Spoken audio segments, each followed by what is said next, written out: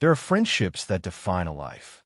Not the casual ones built on proximity or convenience, but the rare, complicated, deeply human connections that leave a permanent mark on everything you are and everything you create. For Eric Clapton, now 80 years old and looking back across one of the most extraordinary careers in the history of popular music, one friendship stands above all others in terms of its beauty, its pain, its complexity, and its lasting significance. That friendship was with George Harrison, Beatle, mystic, guitarist, and in many ways, the man who helped shape Clapton into the artist and the person he ultimately became. For decades, Clapton kept much of what he truly felt about Harrison carefully guarded. The public knew the broad outlines of the story, of course. Everyone knew about Pattie Boyd, the flame-haired model who had been Harrison's wife and who became the muse for some of the greatest love songs ever written, including Clapton's own towering masterpiece, Layla. Everyone knew that the friendship had survived circumstances that would have destroyed almost any other bond between two men. But the full emotional truth of what Harrison meant to Clapton and what Clapton believed he owed to Harrison remained something he was reluctant to fully articulate. Now, at 80, with the perspective that only age and loss can bring, Clapton has finally chosen to speak with an openness that is both surprising and deeply moving. Eric Clapton's journey to that friendship began long before the Beatles changed the world. Born on the 30th of March, 1945, in the small Surrey village of Ripley, England, Clapton came into the world under circumstances that would define much of his inner life. He was raised by his grandparents, believing them to be his mother and father, while his actual mother was introduced to him as an older sister. The revelation of the truth, when it finally came, left a wound that never fully healed, and it is widely understood by those who have written about Clapton's life that this foundational sense of abandonment and longing ran like a current beneath everything he ever played. He found his salvation in music, and specifically in the blues. As a teenager, he lost himself in the recordings of Robert Johnson, Muddy Waters, and B.B. King, artists whose music carried within it a profound vocabulary of suffering and transcendence. Clapton absorbed this vocabulary completely, and it became his native tongue. By the early 1960s, he had joined the Yardbirds, one of the most important bands to emerge from the British blues explosion, but his time there was short. When the group shifted toward a more commercial, pop-oriented sound, Clapton quietly packed his guitar and walked away. For him, the blues was not a career strategy. It was something closer to a religion. He went on to join John Mayall and the Blues Breakers, where his reputation grew to almost mythological proportions. It was during this period that someone, identity still disputed, scrawled the words "Clapton is God" on a wall in North London. Whether the story is apocryphal or not, it captured something real about the reverence with which the British music world regarded him. He was 20 years old, and he was already being spoken of in those terms. It was in this climate of musical intensity and youthful ambition that Clapton first crossed paths with George Harrison. The two men were of the same generation, separated by just 2 years in age, and they inhabited overlapping worlds. Harrison had already conquered the planet with the Beatles by the time Clapton began moving in the same circles. But what struck Clapton immediately was that Harrison showed absolutely no interest in his own celebrity. Where most people in his position might have leaned into the extraordinary power of being a Beatle, Harrison seemed almost embarrassed by it. What genuinely excited him was music itself, the craft of it, the spirituality of it, the way a single well-placed note could communicate something that language never could.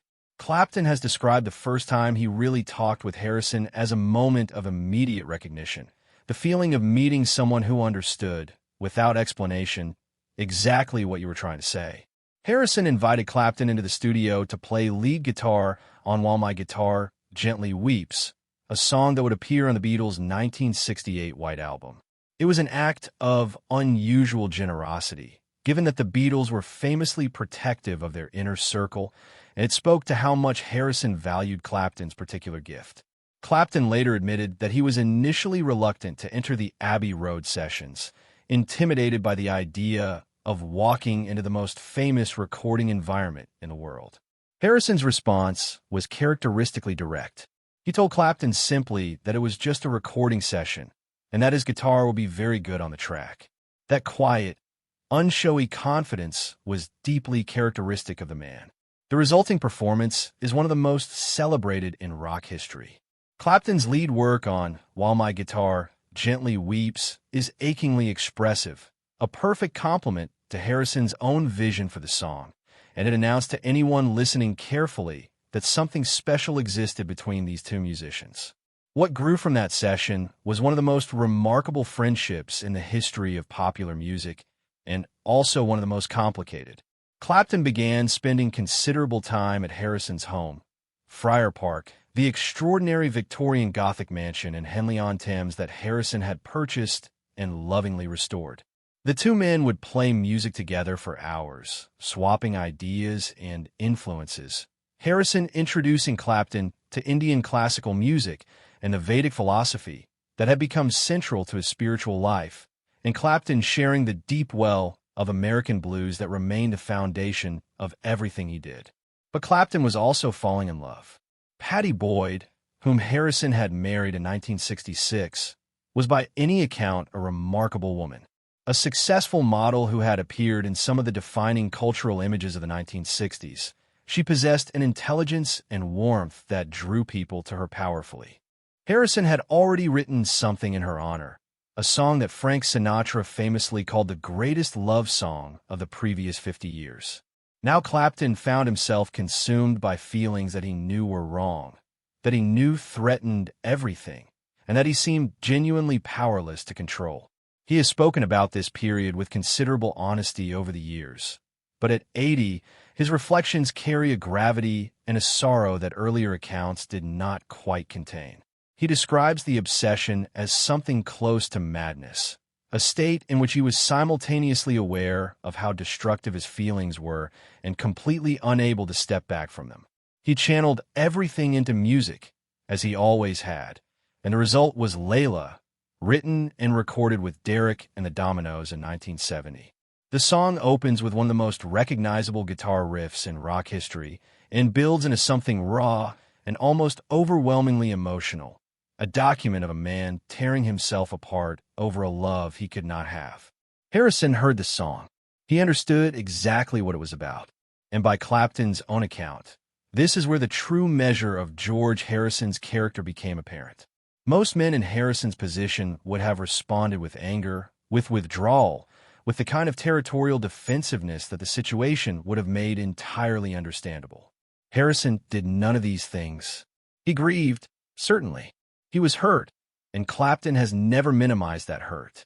But Harrison's response was rooted in something deeper than ego or possession. He had built his entire spiritual life around the concept of love as something that transcends personal attachment, and he chose, remarkably, to live by that philosophy even when it cost him something precious. Clapton has said that this quality in Harrison was something he found almost impossible to fully comprehend at the time. He was not equipped, he says, to understand that kind of selflessness. His own life had been defined by need and by longing, and Harrison's capacity to sit quietly with pain and respond to it with forgiveness rather than retaliation was genuinely alien to him. It taught him something, but slowly and not without cost.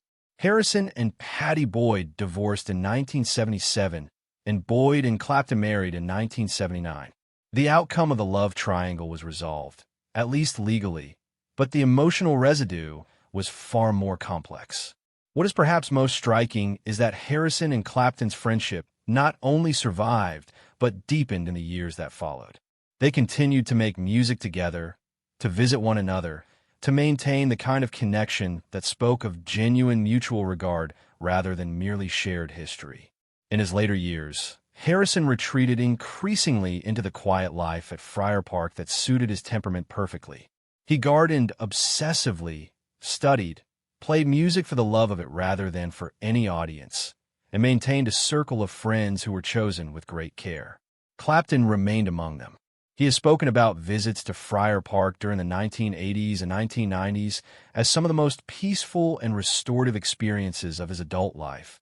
periods when the noise of his own complicated history fell away, and he could simply be in the company of someone who knew him entirely and valued him anyway. When Harrison was diagnosed with cancer in the late 1990s, a diagnosis that would eventually claim his life in November 2001, Clapton was among those who visited him regularly. He has described sitting with Harrison during those visits in terms that are almost unbearably tender. There was, he says, very little need for words. The friendship had reached the kind of depth where presence itself was the communication, where sitting quietly in the same room carried more meaning than any conversation could. Harrison died on the 29th of November, 2001, at the age of 58.